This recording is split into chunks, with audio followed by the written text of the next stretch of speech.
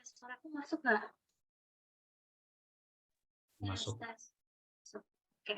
Assalamualaikum warahmatullahi wabarakatuh. Selamat sore teman-teman semuanya. Jangan di hari puasa yang hari ke-21 ini masih pada puasa kan? Nah, perkenalkan nama saya Konita Dia Ihsani sebagai moderator pada Teh Ramadan Week kali ini yang akan ditemani oleh pemateri Kak Damar Satria Buana. Nah, pada sesi kali ini, Teh Ramadan Week akan membahas lanjutan materi kemarin nih, yaitu judulnya Flutter Next Step 2, Completing Flutter To-Do List Aplikasi.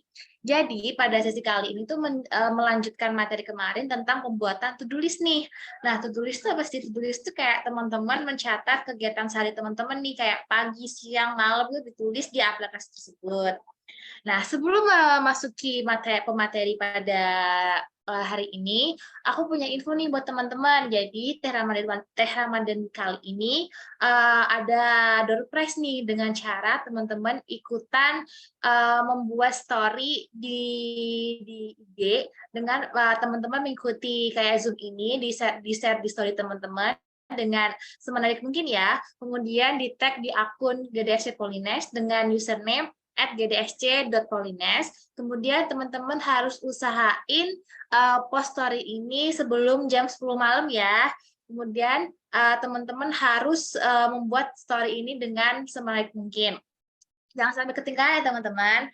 Oke, selanjutnya boleh kita lanjut ke langsung materi aja kali ya Kak. Udah siap belum Kak? Oke. Udah.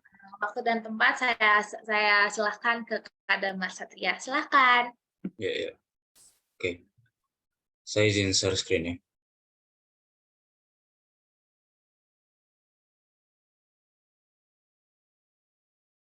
Oke.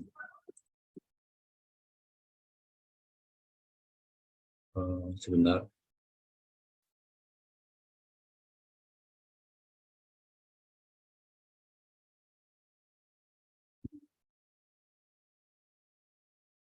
Oke.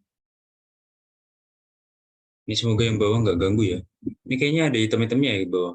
Iya nggak, Mbak? Iya, ada. Ada. Nggak bisa dihilangin ini. Dia nggak mau lanjut, Mbak.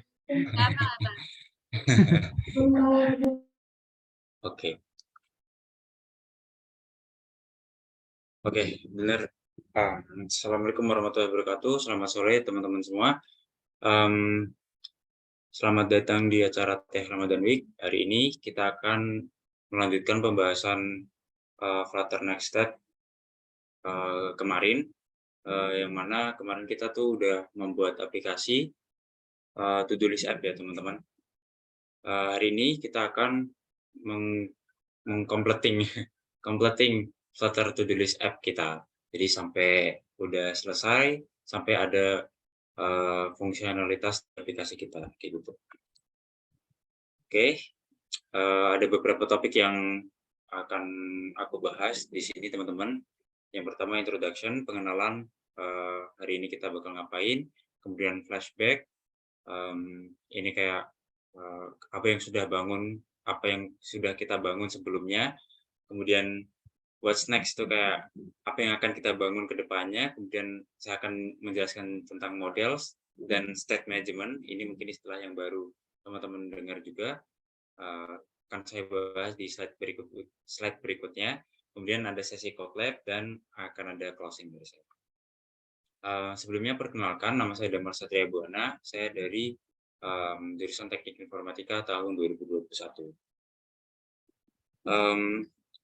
Kita langsung masuk ke materi utamanya. Jadi teman-teman, hari ini kita akan membuat fungsionalitas dari aplikasi yang telah kita bangun. Jadi sebelumnya teman-teman, kalau teman-teman ngikutin sesi Flutter Next Step pertama, atau kalau teman-teman kemarin nggak ikut sesinya, teman-teman bisa cek di channel YouTube saya. Di sini sudah ada video lengkapnya dari awal sampai akhir saya membangun aplikasi to-do list app-nya, bisa dicek. Atau kalau mau ngikutin, bisa dicek GitHub saya di bagian branch UI complete, bisa teman-teman unduh dan jalankan aja begitu. Nah, kalau kemarin teman-teman kita membangun aplikasinya itu cuma sebatas UI-nya saja, tampilannya saja ya. Ini kalau teman-teman lihat Nah, hari ini kita akan membangun aplikasi kita agar lebih interaktif dan lebih bisa menerima input dari user. Kemudian hari ini kita akan membahas model dan state management yang akan saya bahas di slide berikut. Ini flashback sedikit. Sebelumnya kita sudah membangun aplikasi seperti itu yang sudah saya mention sebelumnya. Aplikasi ini hanya menampilkan data statis ya teman-teman. Kalau teman-teman bisa lihat di sini judulnya ya tulisnya masih makan semua ya. Ini kan statis ya. Nah, kedepannya kita akan membuat aplikasi kita ini title-nya tuh jadi lebih dinamis ya, lebih ya nanti lah lebih dinamis dan nggak cuma makan aja gitu.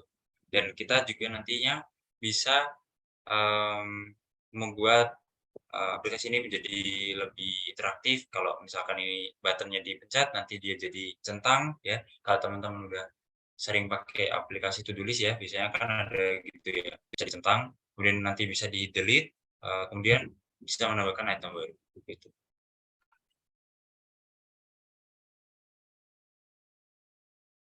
Lalu selanjutnya kita bakal ngapain? Kita bakal menggunakan models. Ini adalah konsep di dalam software development ya teman-teman. Jadi kita menggunakan models untuk data di dalam aplikasi kita dan bisnis logic atau logika atau fungsi-fungsi yang akan dipakai di aplikasi kita gitu. Data-data ini yang akan mengatur bagaimana user input dan data ini juga akan ditampilkan di dalam aplikasi kita teman-teman kayak gitu. Nah, kita juga akan menggunakan konsep yang namanya state management, yang mana state management ini digunakan untuk mengontrol state atau keadaan atau slash data di dalam aplikasi kita. Gitu. Kita langsung masuk ke penjelasan models. Jadi teman-teman, buat teman-teman yang baru kenal software development ya atau pengembangan aplikasi perangkat lunak, jadi ada yang konsep yang namanya models. Models ini bertanggung jawab untuk memanage atau mengatur data dan bisnis logic atau kalau aku tadi bilang adalah fungsi-fungsi yang ada di aplikasi kita. Misalkan kalau teman-teman menambahkan list baru ya, to-do list baru. Nah, itu fungsinya kita atur di dalam models kita.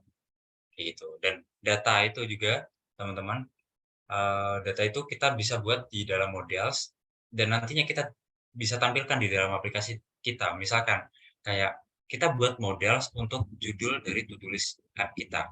Jadi judulnya kita berikan ya, kita sebagai developer memberikan judul sesuai dengan keinginan kita. Misalkan judul pertama itu makan, judul kedua itu minum, judul ketiga itu misalkan mengempel. Nah, itu data-data itu nantinya akan tampil di dalam aplikasi kita. Itu adalah models.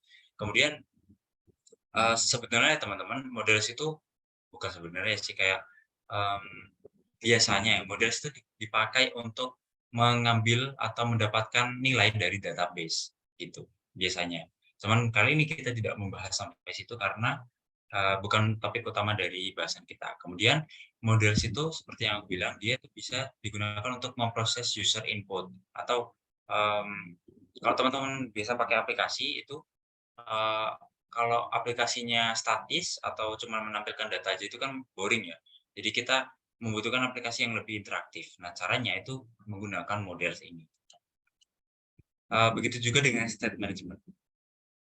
State management adalah konsep juga yang ada di software development ya, teman-teman.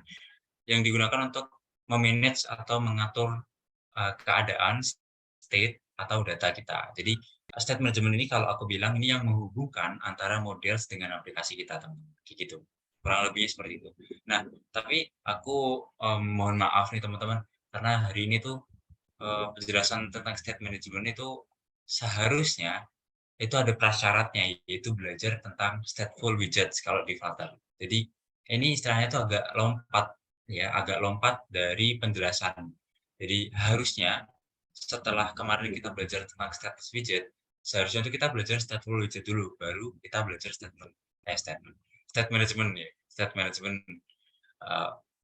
Jadi kita lompat satu langkah lah istilahnya. Ini kurang bagus karena mungkin buat teman-teman yang belum pernah terekspos dengan Flutter bakal apa istilahnya bingung lah mungkin ya, kurang lebih seperti itu. Nah, hari ini kita akan menggunakan state management bernama provider. Jadi kalau di Flutter itu ada beberapa state management seperti provider, BLOC, getX, dan juga kalau dari widget dasarnya itu ada stateful widgets, teman-teman. Nah, provider state management itu teman-teman bisa dapatkan di library resminya di pub.dev packages provider. Jadi teman-teman nanti bisa install atau tambahkan sendiri di dalam pubspec atau di dalam file pubspec.yaml kayak gitu. Ini ada kok cara installnya teman-teman buka aja di pubdev gitu ya, pubdev provider gitu. Terus di sini ada dokumentasi resminya.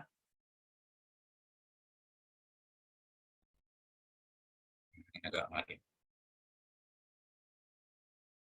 Nah, di sini ada cara atau langkah-langkah installnya. Teman-teman tinggal ikutin aja.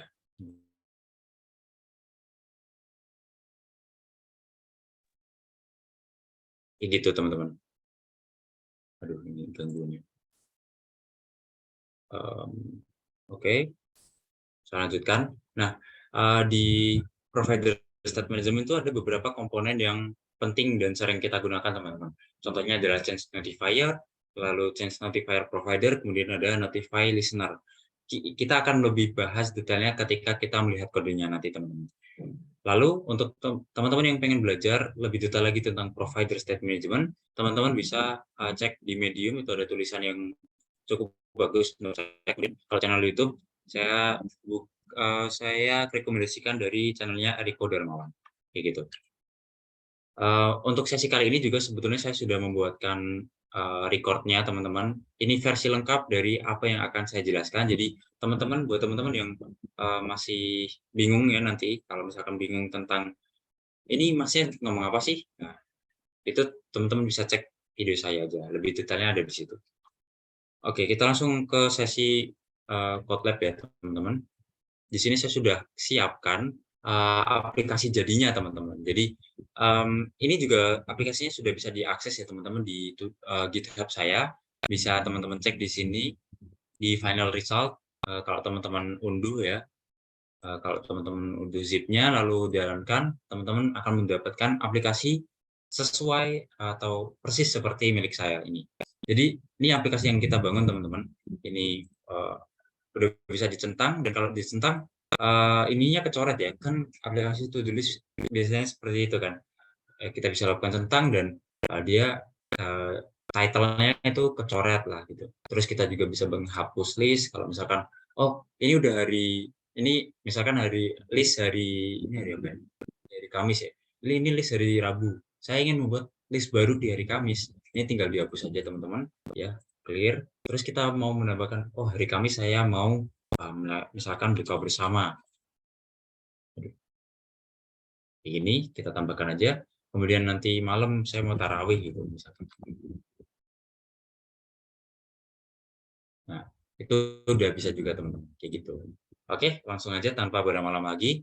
Jadi teman-teman tadi sudah sempat mention ada yang namanya konsep models. Jadi kalau teman-teman di sini lihat di sebelah kiri itu ada folder bernama models. Jadi ini adalah tampilan dari models kita, teman-teman. Jadi tadi kan saya mention models itu yang mengatur dari data kita. Tapi kok ini cuma kayak gini, Mas ya. Ya, jadi ini adalah bentuk blueprint. Ini kok ya. Jadi ini adalah model blueprint yang menjadi dasar dari data kita. Data yang sebenarnya itu saya buat di folder providers. Ini saya jelaskan nanti. Ini data exec kita. Jadi ini adalah blueprint atau mana tadi? Ini ada blueprint atau cetakan yang kita buat untuk membangun atau mengkonstruksi dari data aplikasi kita. Jadi ini kan ini adalah kelas yang menerima ID, ini nantinya akan menerima ID, kemudian menerima task description atau title-nya, kemudian menerima argumen isChecked. Kalau ini saya buat defaultnya adalah false. Is-checked itu untuk mengatur ini ya teman-teman. Apa ini? Centangnya ini. Jadi ini is-checked atau enggak. Kalau is-checked berarti dia true. Ini kalau kecentang ini berarti true. Kalau false berarti dia enggak, kayak gitu. Nah, kita masuk ke folder providers. Folder providers ini sengaja saya buat karena kita menggunakan provider state management. Jadi best practice atau langkah terbaik untuk teman-teman membangun aplikasi adalah memisahkan komponen-komponen itu berdasarkan foldernya. Kayak misalkan ini ada model, saya pisahkan sendiri, untuk provider saya pisahkan sendiri, untuk memudahkan kita sebagai developer mengembangkan aplikasi nantinya, kayak gitu. Nah, di sini saya sudah membuat kelas bernama to-do list, pakai S, karena banyak ya listnya. Kemudian ini nanti saya bahas. Kemudian di dalamnya ada variabel bernama to-do list dengan ini apa ya namanya, kayak metode ya atau apa ya? Kalau di konsep pemrograman berorientasi objek atau OOP itu kan ada yang namanya private, kemudian public, protected. Nah, ini tuh tipenya private, teman-teman. Alasan kenapa menggunakan private? Karena kita tidak ingin kelas ini diakses atau variabel ini diakses dari luar kelas ini, teman-teman. Dari luar file ini. Jadi kita tidak ingin data-data ini diakses secara langsung. Kenapa seperti itu? Karena kalau ibaratnya itu kita kan ingin mengatur di dalam model kita ya. Ya, kita ingin mengatur list ini di dalam model kita. Jadi kita tidak ingin mengatur data ini di luar dari model kita. Jadi ibaratnya, oh kita udah bikin model, kok enggak ngatur di model saja? Kenapa ngaturnya di luar? Itu kan kayak buang-buang waktu lah istilahnya. Kenapa kita bikin model, sedangkan kita mengatur aplikasinya, mengatur modelsnya di luar? Itu kan enggak sejalan dengan apa yang kita inginkan, kayak gitu teman-teman. Nah, kalau teman-teman lihat di sini, ini adalah blueprint yang kita tadi buat ya, kelas to do. Nih, di sini kelas to do dengan ID yang sudah saya berikan. Jadi ID ini untuk sebagai identifier aja, biar nanti kita dapat melakukan delete sesuai dengan ID dari to-do list-nya. Nanti bakal saya jelaskan.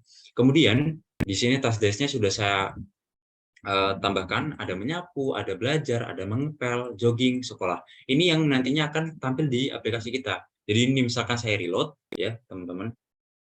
Saya reload.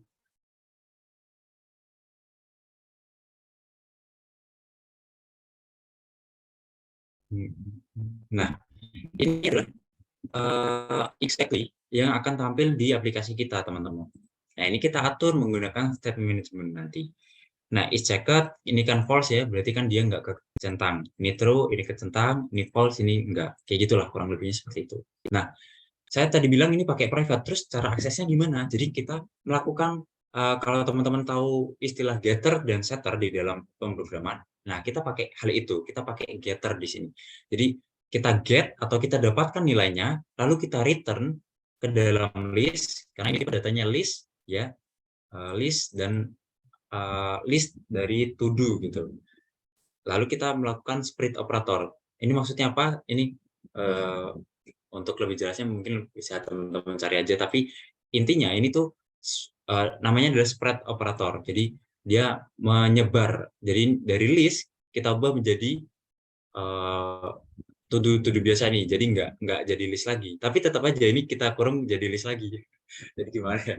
Ya tapi intinya seperti itu ya. Nah, dan juga teman-teman kalau teman-teman lihat di bawah sini juga udah ada fungsi-fungsi yang saya buat ya.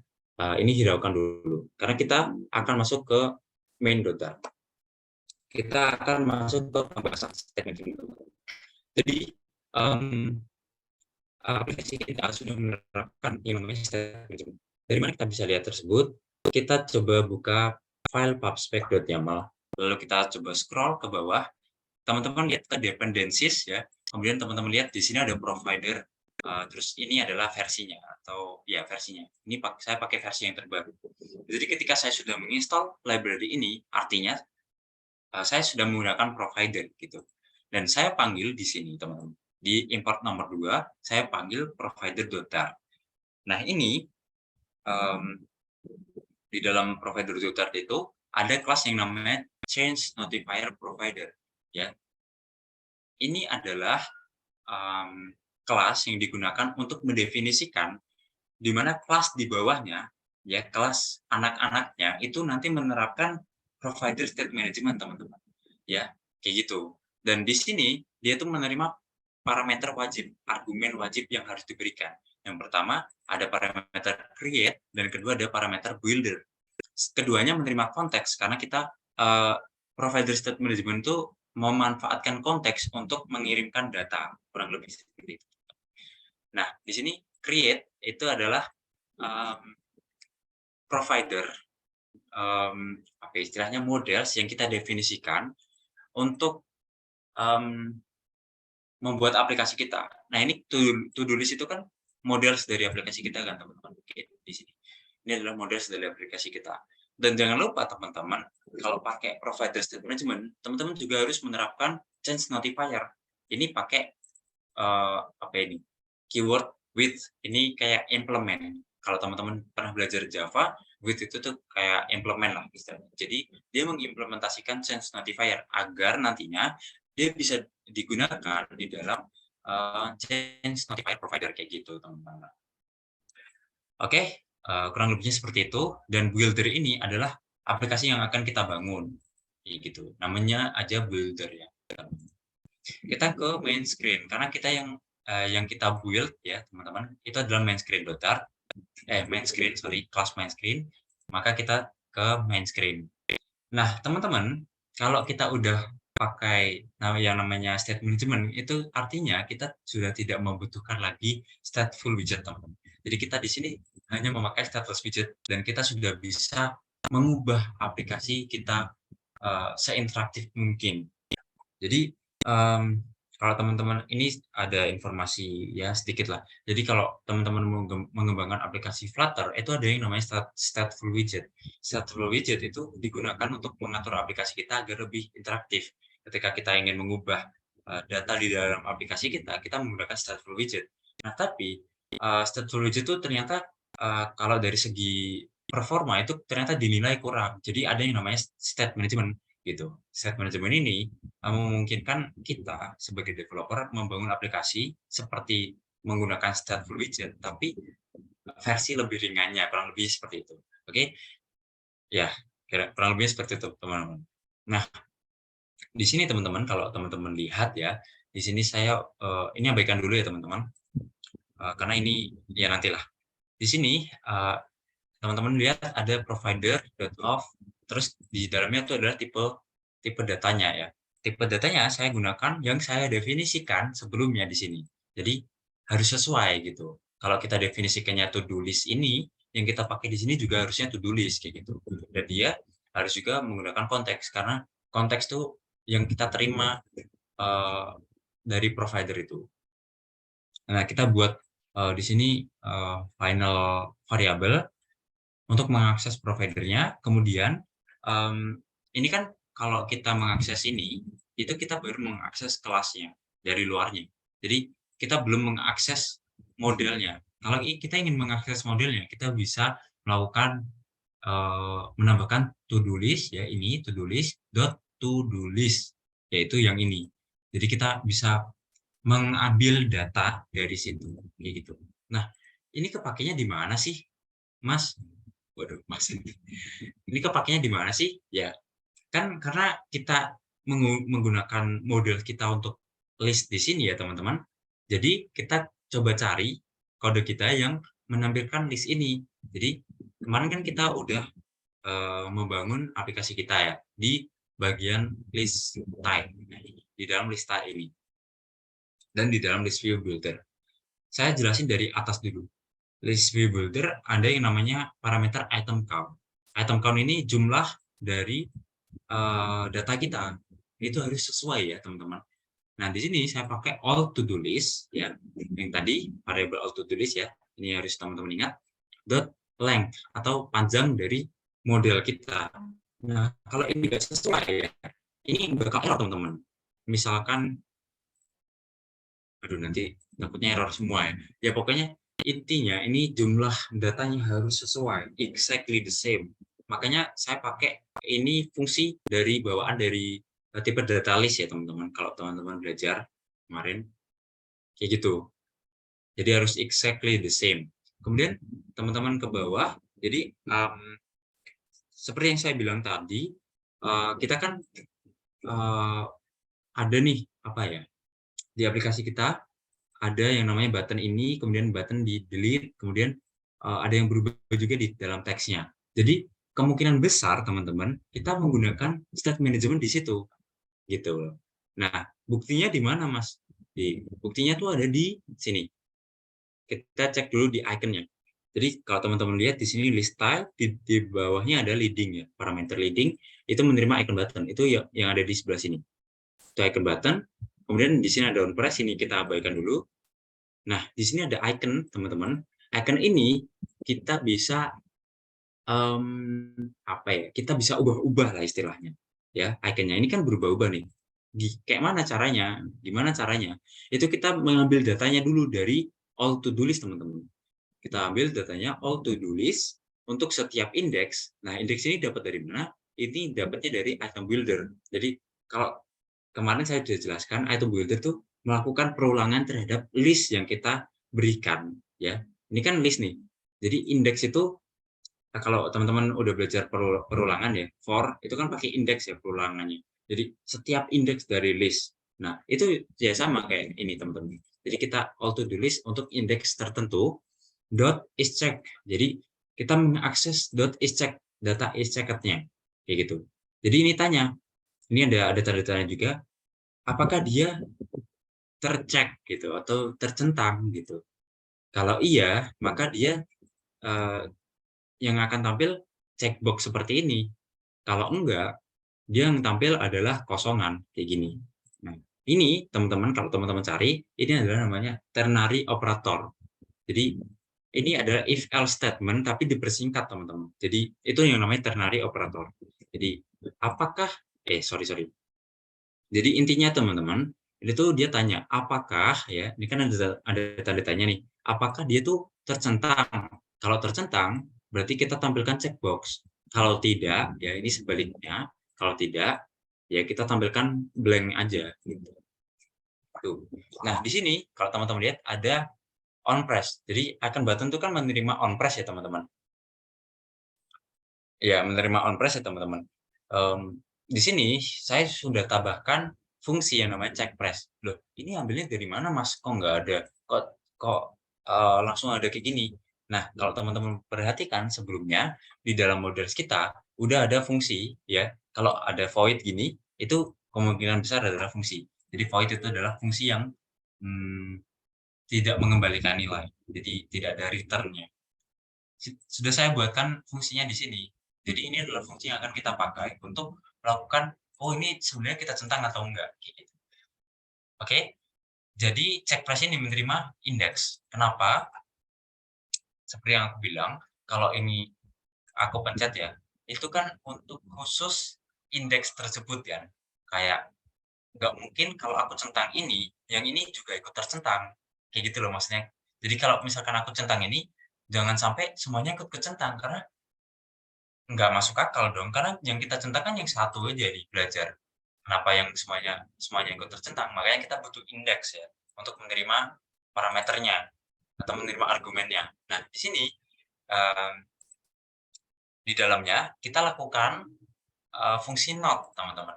Jadi dari to do list untuk indeks tertentu is checkednya kita lakukan operasi not. Kalau teman-teman tahu operator logika, ada yang namanya not, ada add, ada or, ada not or, ada not and. Nah, ini adalah not atau kebalikan dari penjelasannya gitu. Penjelasannya, sorry. Adalah kebalikan dari nilai ini. Jadi misalkan ini nilainya false. Kalau kita pencet check press ya di sini, itu artinya kita mengembalikan, bukan mengembalikan, kita membalikkan. Jadi nilainya dibalik, awalnya jadi dari false kita ubah jadi true kayak gitu. Dan yang kita ubah itu langsung yang di sini ya teman-teman. Kenapa? Bukan yang di sini. Karena ini tuh cuma mendapatkan nilai aja teman-teman. Kita tidak bisa mengubah nilai yang ada di dalam sini. istilahnya itu kayak percuma karena datanya itu di dalam sini gitu ya.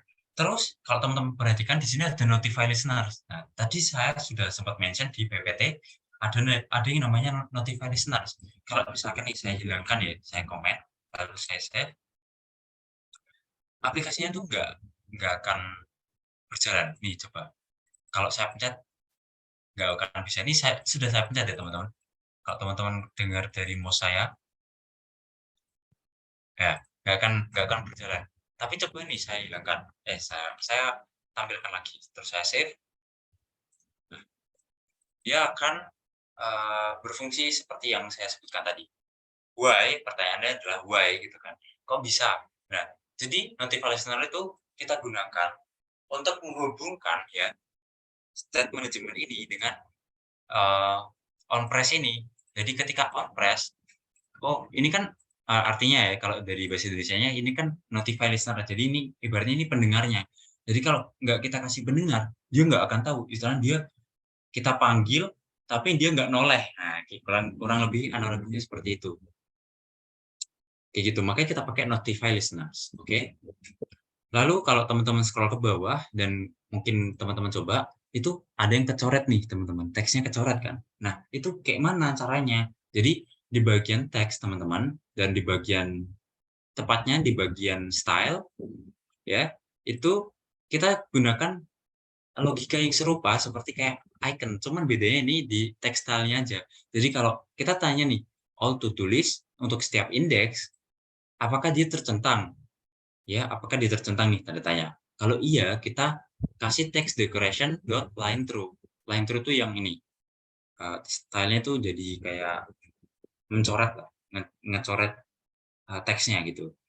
Dan kalau enggak, kita nul nggak usah ngapa-ngapain karena ya nggak butuh juga kita kasih style gitu. Bisa bisa aja misalkan ini kalau teman-teman nggak percaya ternary operator ya, ini saya lakukan di sini. Misalkan saya mau kasih tekstil tertentu nih. Misalkan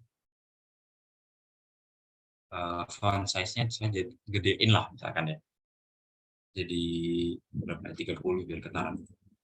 Saya simpan. Tuh, yang nggak kecentang jadi gede gitu. Apa? Ukuran fontnya tuh, ya kan?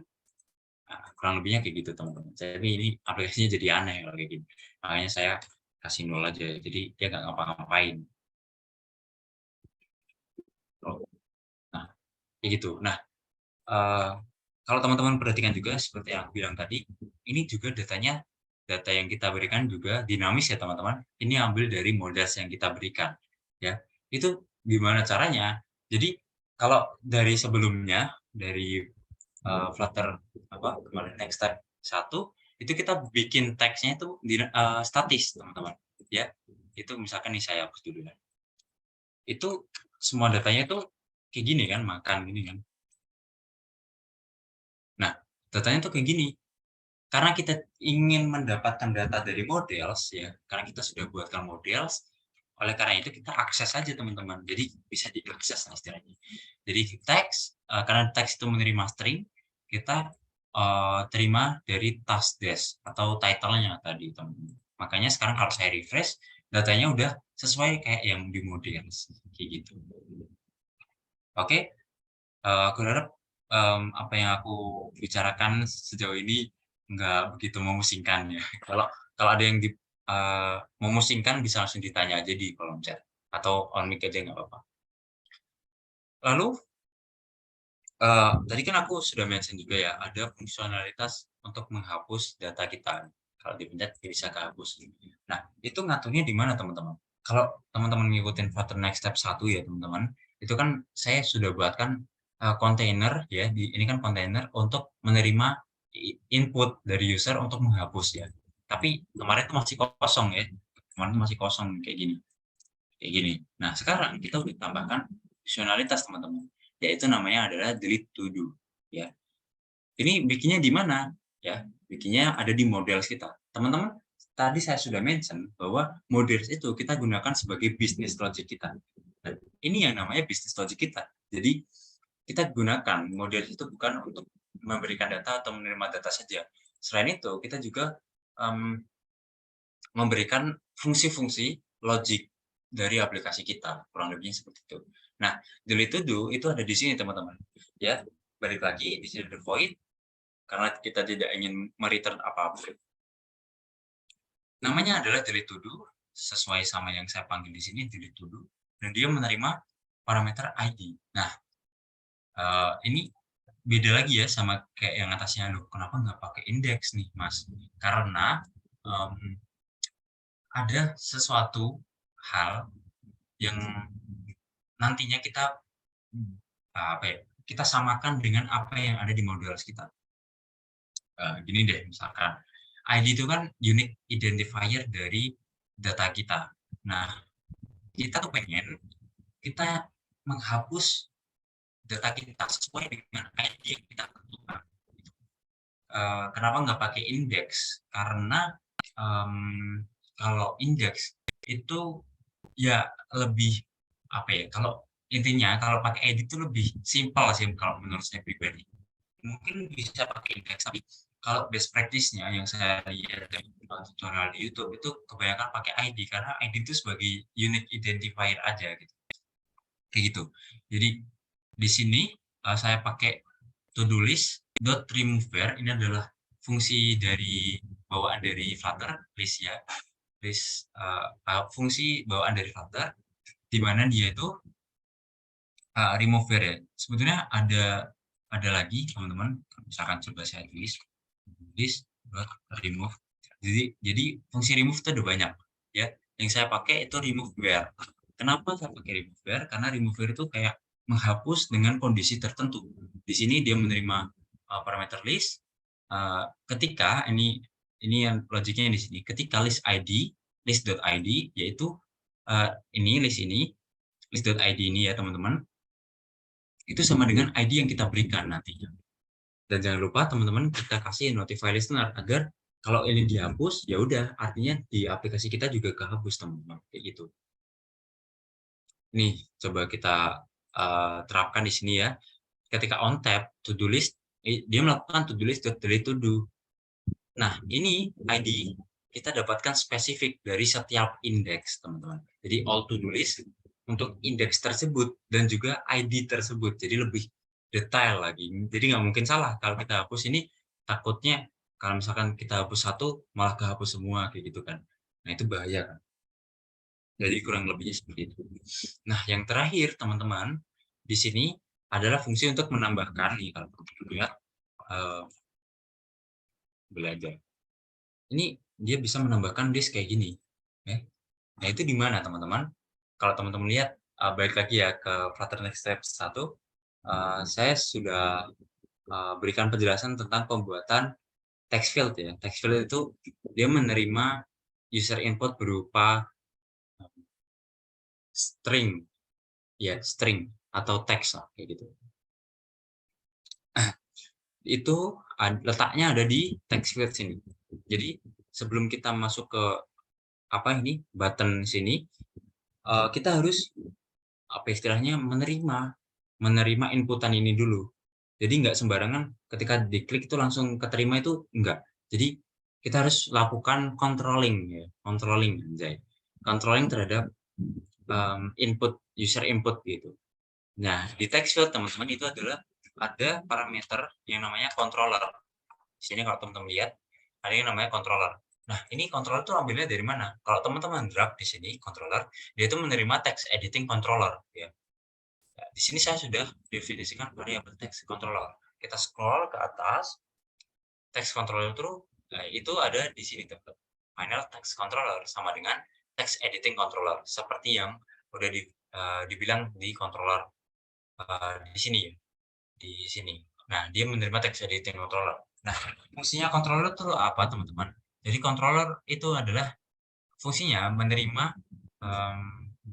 inputan dari user berupa teks gitu. Jadi teks itu nanti kita bisa dapatkan value-nya, kemudian atau selain itu bisa kita hapus value-nya itu lewat controller ini. Nah, seperti yang aku bilang, text controller itu datanya bisa diambil. Ya, betul sekali. Ini adalah data yang kita tambahkan ke dalam aplikasi kita. Oke, ini adalah button yang saya customisasi sendiri ya menggunakan email. Jadi kalau teman-teman on tab ya di sini lihat di on tab itu dia melakukan to-do list add new to-do ya. Sebelum masuk ke sini kita lihat dulu di sini di modelsnya. Jadi saya sudah buatkan di sini fungsi yang bernama add new to-do dengan parameter ini beda lagi ya sama yang atasnya. Parameter yang diterima adalah task desk. Kenapa? Karena kita kan ingin mendapatkan inputan dari user berupa deskripsi tugasnya ya. Ini title tugasnya, ya kan? Kita ingin itu. Maka yang kita terima di sini juga serupa dengan yang diterima, kurang lebihnya seperti itu. Makanya saya terima argumen task desk. Di sini saya pakai fungsi bawaan dari list flutter underscore to do list dot add, fungsinya untuk menambahkan data baru, di mana datanya itu yang saya tambahkan adalah data to do. Data to do kan wajib ya, kalau teman-teman buka models to do data itu ada data yang wajib add required, ini kan wajib ya. Data yang wajib itu ada ID dan task desk. Nah, di sini saya berikan ID-nya itu datetime.now.toString. Kenapa saya pakai datetime? Karena kalau pertanyaannya dulu deh, kenapa kok nggak lanjutin ID 6, ID 7, ID 8? Karena teman-teman kalau kita pakai itu nantinya lebih ribet ya. Saya pengennya yang lebih simpel aja. ID itu kan unique value ya, ya kan? Nah, datetime.now itu artinya timestamp atau waktu sekarang ini, ya. Waktu sekarang ini itu kan detail ya teman-teman. Ketika kita menambahkan ini, nah ini tuh waktunya berbeda sama ketika kita mau menambahkan baru. Itu udah berbeda jauh, ya. Jadi kita pakai datetime untuk membuat ID karena waktu yang satu dengan yang lainnya itu udah berbeda, gitu. Saya bakal string karena tipe datanya string. Kemudian task desk ini saya terima dari sini, gitu. Nah, di sini saya terima dari text controller.text. Jadi seperti yang saya bilang, ada yang namanya text controller di dalam text field. Jadi dia bisa menerima value berupa teks, yang nantinya teks itu kita tambahkan di dalam list kita. Nah, list kita akan di build di dalam aplikasi kita, kayak gitu. Mungkin itu saja yang dapat saya sampaikan ya teman-teman. Kurang lebihnya itu penjelasan tentang tadi kita membahas ya pembangunan aplikasi kita mulai dari model, kemudian state management, kemudian kita membahas provider state management, kemudian kita membahas bisnis logic di dalam aplikasi kita, kemudian kita juga membahas gimana caranya ternary operator itu bekerja dan lain sebagainya. Jadi kita sudah berhasil membuat aplikasi to-do list app sepenuhnya teman-teman. Jadi teman-teman udah bisa menambahkan list baru gitu ya. Jadi teman-teman di sini udah bisa menambahkan list baru. Oke. Menulis udah bisa menambahkan list baru. Terus kalau misalkan listnya, oh saya sudah melakukan menyapu hari ini, berarti centang, terus kalau misalkan udah berganti hari, tinggal dihapus saja, kayak gitu. Mungkin itu saja yang dapat saya sampaikan teman-teman. Kalau ada pertanyaan, bisa langsung ditanyakan saja. Kita ada sesi tanya jawab, gitu. Oke, terima kasih teman-teman. Saya kembalikan ke Kak Kodita. Oke, materinya sangat baik sekali dan sangat bermanfaat tentunya. Baik teman-teman yang ada pertanyaan bisa langsung chat di kolom Zoom atau mungkin bisa kalau malas ngechat nih bisa langsung on mic atau enggak on cam itu bisa. Ini siapa yang mau nanya? Boleh.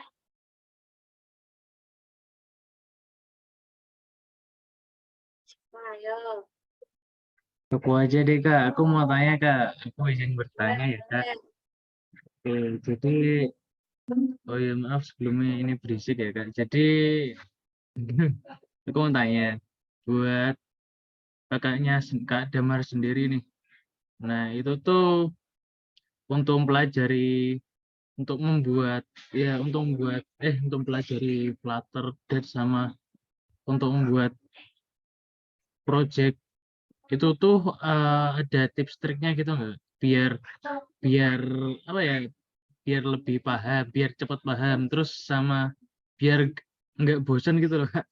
Kan kalau kita belajar terus di suatu bidang kan kadang bosan, terus ya kadang kan ya males gitu lah, Kak.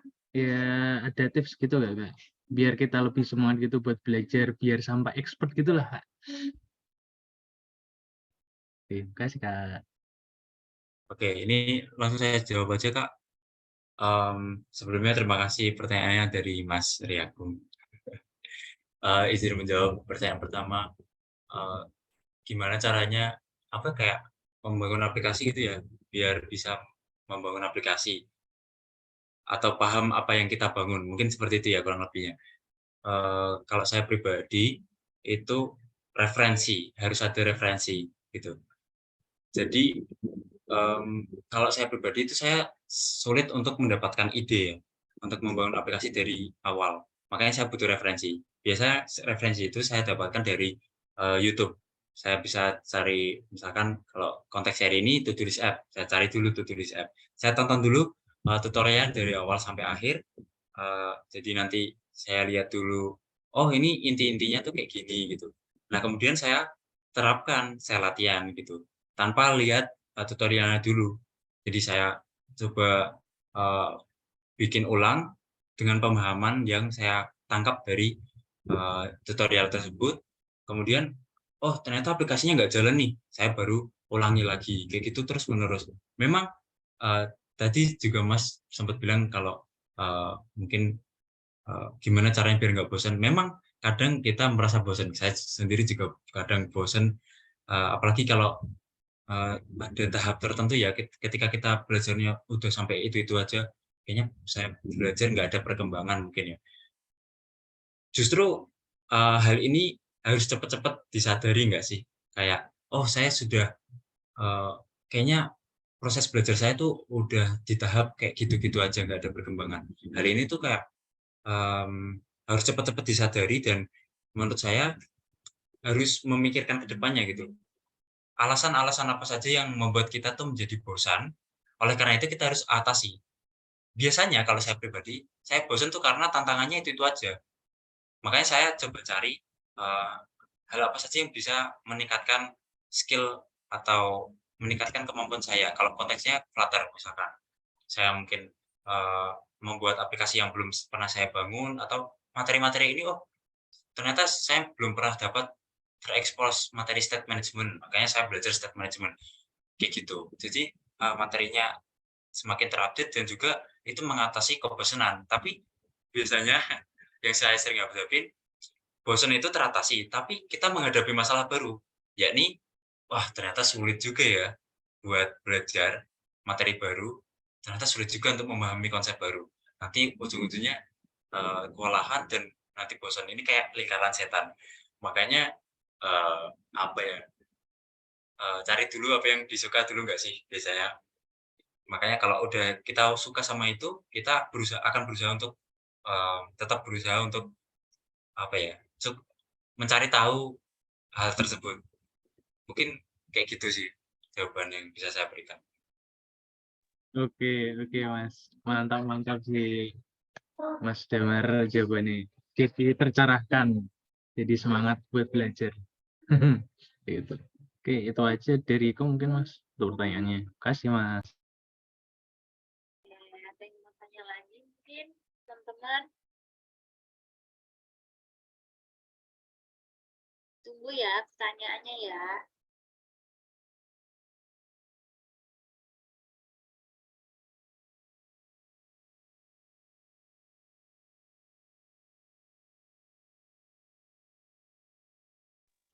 Mungkin aku boleh tanya.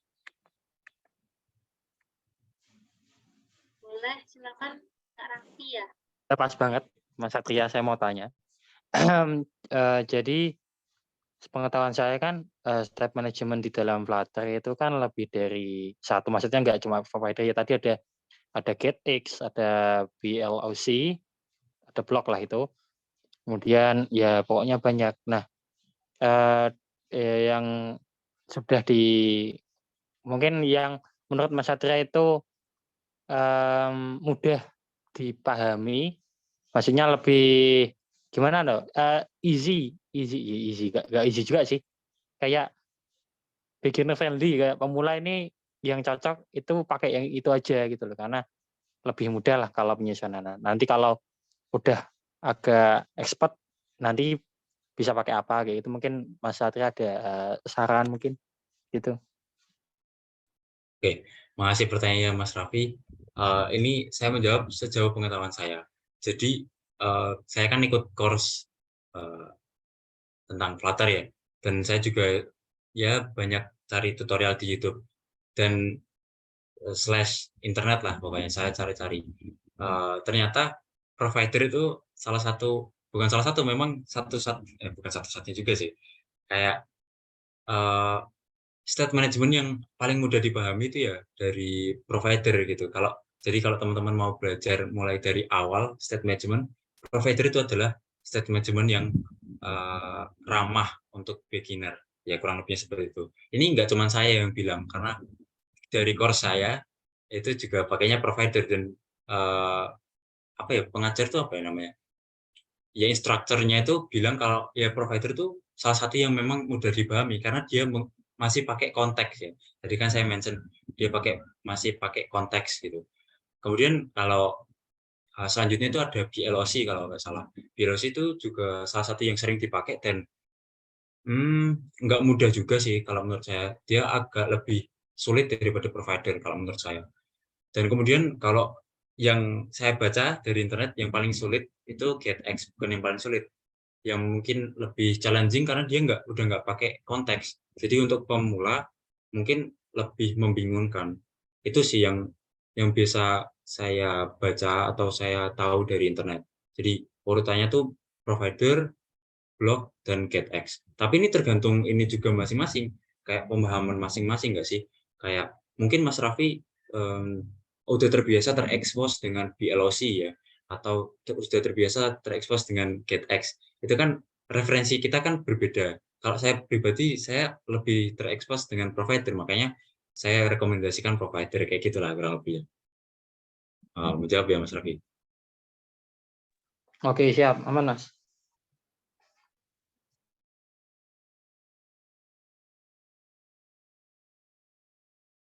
Ya, mungkin ada yang mau tanya lagi atau cukup?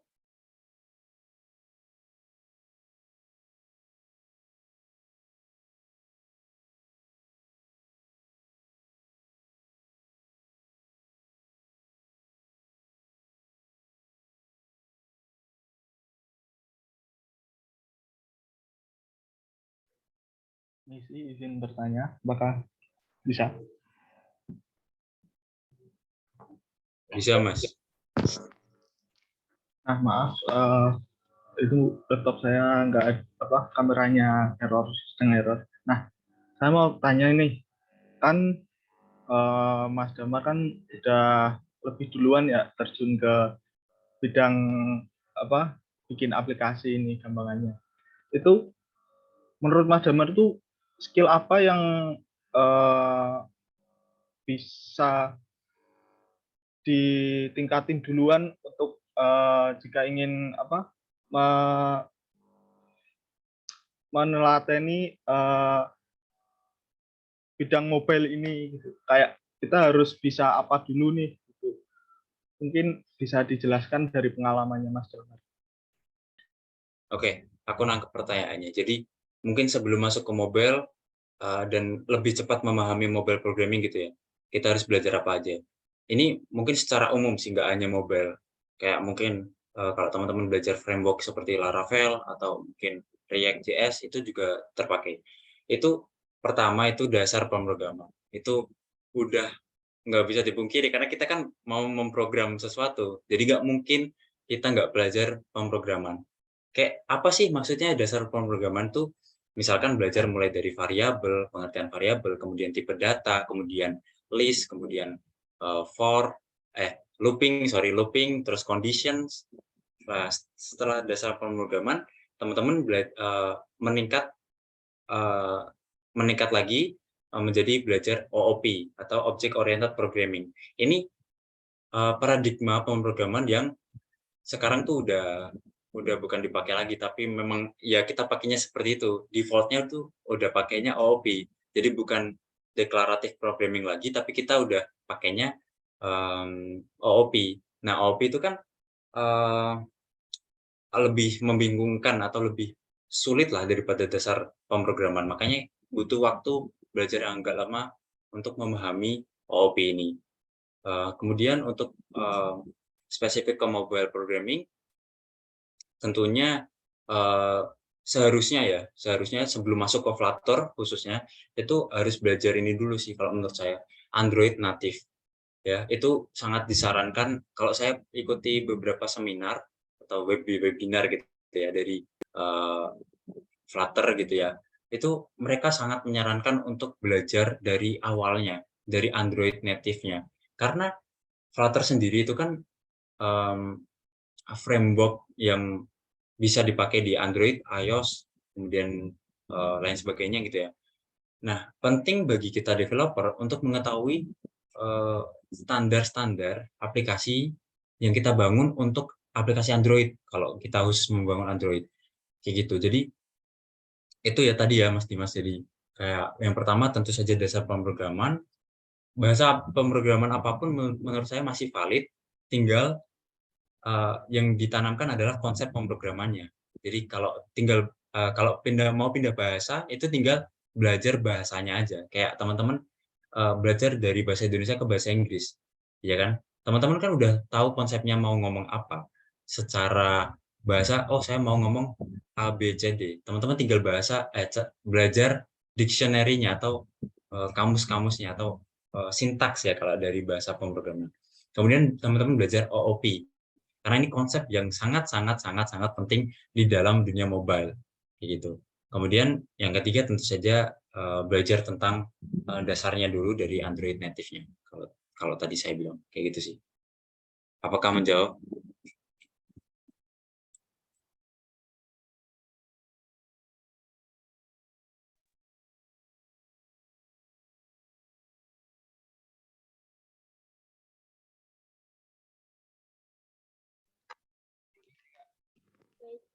Mas ini apakah menjawab pertanyaan dari Mas?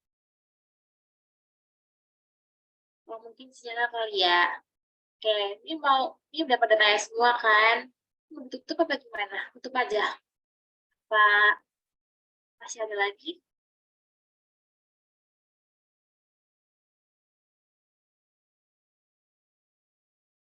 Oke, sebelum ditutup, aku mau ingetin lagi sama teman-teman kalau Teh Ramadan Week itu ngadain door prize dengan cara share pengalaman teman-teman ikut Teh Ramadan Week di story teman-teman, kemudian tag akun Instagram Gadesia Polines dan username Gadesia_Polines, lalu usahain teman-teman tuh nguploadnya di bawah jam 10 malam. Dan usahain kontennya itu menarik ya teman-teman. Oke, setelah ini mau ditutup langsung dengan sebelum itu dokumentasi dulu. Boleh dinyalain kameranya.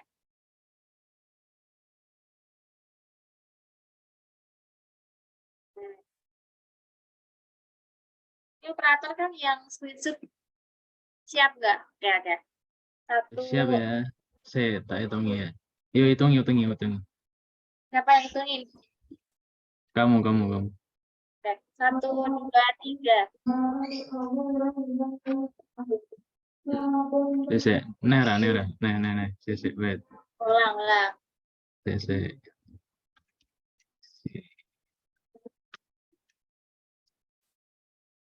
Udah, siap?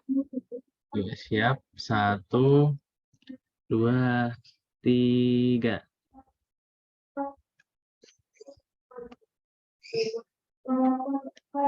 Sudah. Oke, sudah. Ini langsung aku tutup aja. Terima kasih teman-teman udah mau join pada sesi kali ini. Jangan lupa nanti habis ini ke admin ada ngirim sesuatu di chat Zoom, itu buat ngisi feedback ya Kak, 4G form. Nanti teman-teman bisa ngisi feedbacknya di yang ada tertera di chat Zoom. Kita belum Kak linknya. Ya mungkin masih. Ini sudah Kak, sudah Kak. Nah udah nih, ini udah ada di chat. Boleh diklik linknya kemudian langsung diisi aja teman-teman.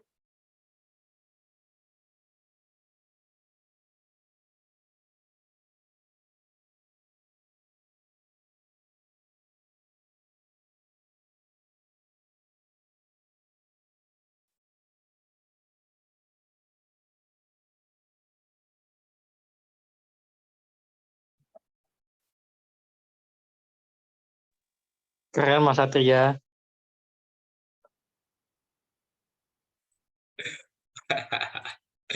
Anjrit.